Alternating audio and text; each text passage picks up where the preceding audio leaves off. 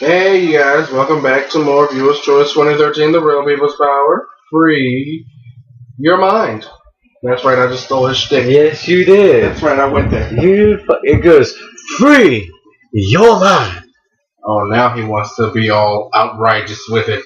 Hey, Free I've been your mind. outrageous. No, you've been late on your cues for the past couple of episodes, so I've been tired of the last couple of episodes. that ain't no excuse. I saw it. I've been tired too. I've been tired too, and I still had the energy to do my shit. They say about shit. Yeah, shit, better. Now let me say it right. Welcome to Viewer's Choice 2013, The Real People's Power. The real, what, say that? You can't even say that. Stick to what you know. And half of that ain't even right. Free your fucking mind. Fucker. Stop it. Alright, we're back tonight. Yes, we are. As you can see, I'm here. He's here. So we're here. We're here. Who out there has pets? You know, dogs, cats, Everybody has gerbils, birds, snakes, roaches. and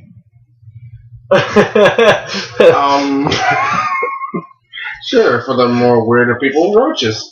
Hey, you never know. Some people, because they accumulate the roaches so badly in their house, they might think they're pets. Okay, some people may have roaches, whatever. So why? I'm gonna ask this question. Why would you spend money on a pet if you're not gonna treat it right?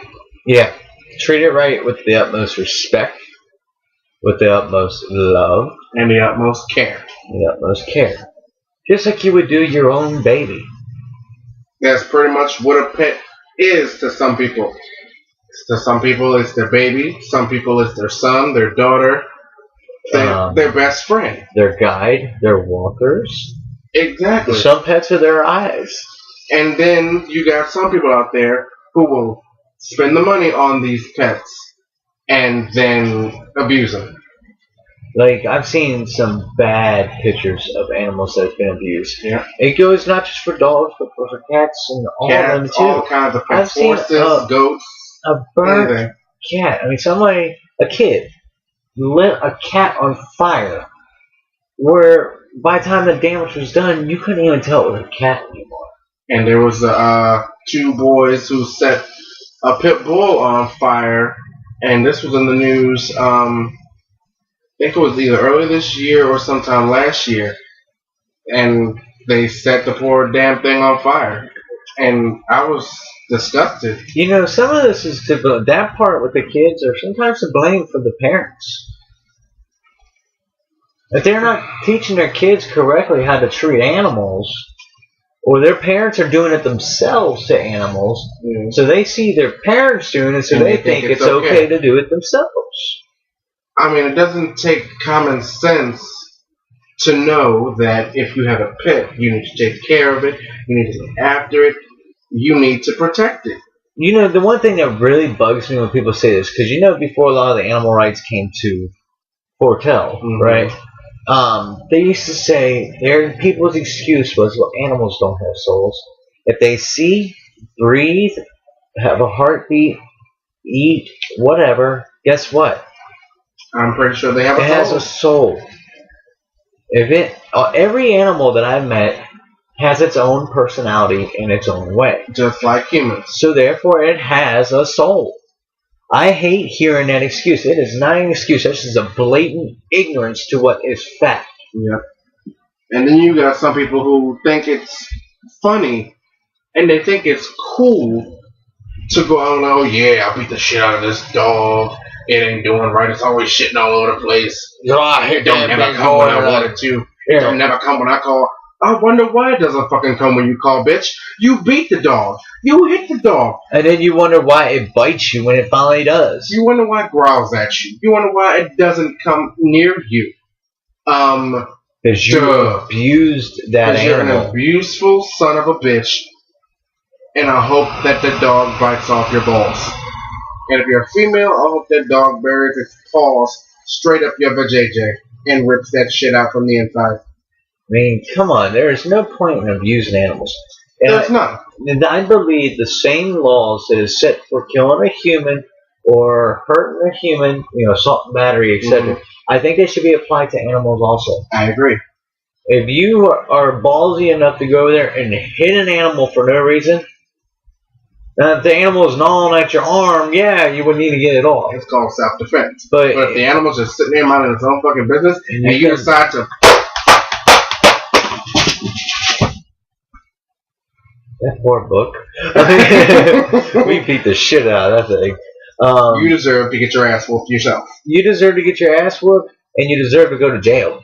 Yes, indeed. And you should be charged with assault and battery on an animal.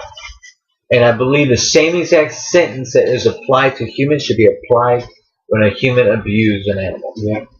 There's no excuse for it. If you kill an animal, I believe you should be charged with murder. Now, beating a dog is not the only thing considered as abuse. There's also starvation. Starvation, yes. And then when you get caught up on this by like animal control or whoever, you're gonna sit there and you're gonna say, "I didn't have the money to take care of this animal." Well, if you don't have the money to take care of your animal, you take it down to the shelter. They'll get it a home. Mm-hmm. They'll give it a great, caring home. And on the topic of not having the money to care for the animal in the first place, here's an idea. If you knew you wouldn't have the money to keep up the care of your animal, don't fucking get it. Well, sometimes, in the defense of somebody who may have lost their job, and it's not their fault they can't afford it, but it is, like I said, that's when they take them to the animal shelter. I'll say it again.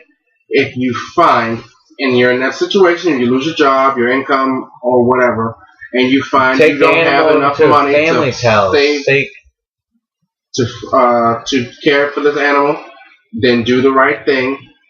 Give it to the animal shelter. Don't sit there and leave the fucking animal to starve. No.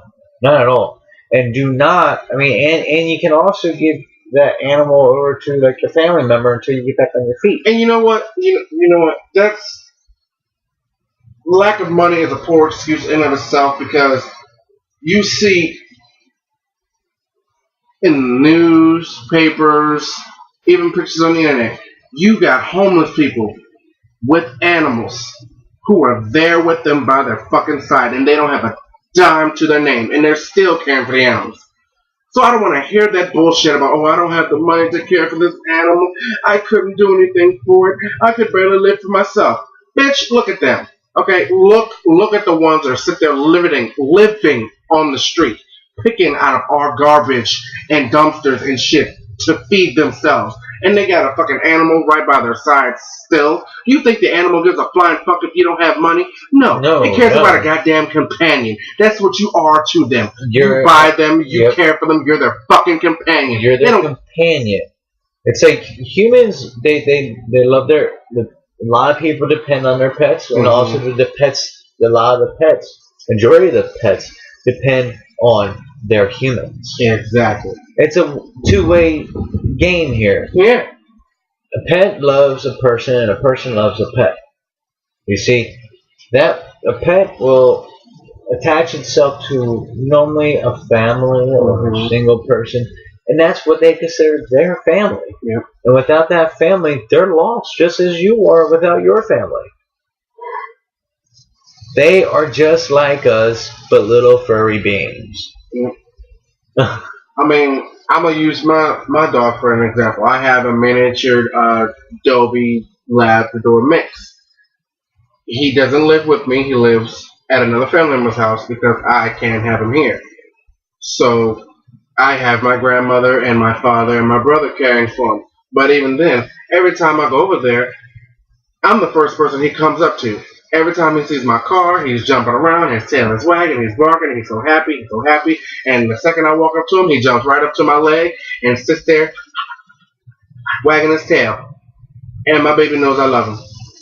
And he knows that animals are attracted to me. I'm a big animal person. I can walk into a house and animals come right up to me. Mm-hmm. And I love animals with all my heart, and they know that. They can sense that in me. And so they come up and they say hello to me. I say hello to them, and we get along. I would hope that if an animal actually spoke to you in words, you wouldn't just sit there and be like, "Oh, hi, how are you? It's nice to meet you." I would hope you, as a normal human being, you would look at that animal, go, "What the fuck?" and run the opposite way. Because if you're actually sitting there having a voice-to-voice conversation with an animal, there is something wrong with you. You know what I mean. They say hello by shaking their tail and wagging, and they sniff you, and then I say hello, and then I reach my hand out so they can smell me, get my scent, and then they let me pet. But you know that animals are attracted to me. I love animals, and they love me. But in any case, the point is here, don't be abusing your animals, and if you do, you should be tried just like you were abusing a person, abusing a child. How would you like it if someone who owned you and was supposed to care for you left your ass to starve? How would you like it if someone who was supposed to be caring for you and beat you like you won nothing? How the fuck would you feel? Mm-hmm. It's like when I was in Arkansas, we had a dog, but I couldn't take him with because my dad's dog's here. So what I did before we moved, I got a new owner, which was a friend of mine, had a lot of room and a lot of space for my dog to run in, Luciano, that was his name. Mm-hmm. And I had a cat named Thorstein. She was the claw. So he was willing to take both animals, and they both have now a lot more space, a lot more freedom, and they're still loved for, you know. But that's the thing, I couldn't take care of the animal, but I knew somebody that could. So rather than just up and leaving the animals where they were, I made sure they had a new home before I even moved, because they are just part of my family and a part of me as I was with them. So, and a part of them, they'll always remember you regardless. Right. Whether it's good or whether it's bad. They'll remember you. So if you've done bad things to them, they're going to hate you. Yeah. If you do great things to them, they're going to always love you. Yep. And they're always going to stick up for you and be by your side. Yep. So if you are one of those people who love your animals, good job. If you're not, fuck you and hope you If you're not, fuck you. I hope you burn at the stake. I hope they bring you outside, tie you to a tree, and let every animal that you ever abused gnaw the hell out of you. And then you need to be tried just like you did if you were doing it to a human. Plain and simple. And there it is. Alright, thank you for tuning in tonight. Tomorrow we'll be back with some new topics. Mm-hmm. New people watching. And Monday Night Raw. Monday Night Raw's review, yes. We'll kick off the episode with the Monday Night Raw review, followed by, of course, people watching and in the news. And then maybe we'll get some topics from some viewers. And, of course, we might have one or two. Well, we will have at least one of our own topics. Okay. So, this has been Viewer's Choice 2013, The Real People's Power. Free your mind. Oh, now he wants to fucking chime in on cue. God. This can't get good help nowadays. Fuck you! And if you're not down with that, we got 2 words for you. Suck it, motherfucker.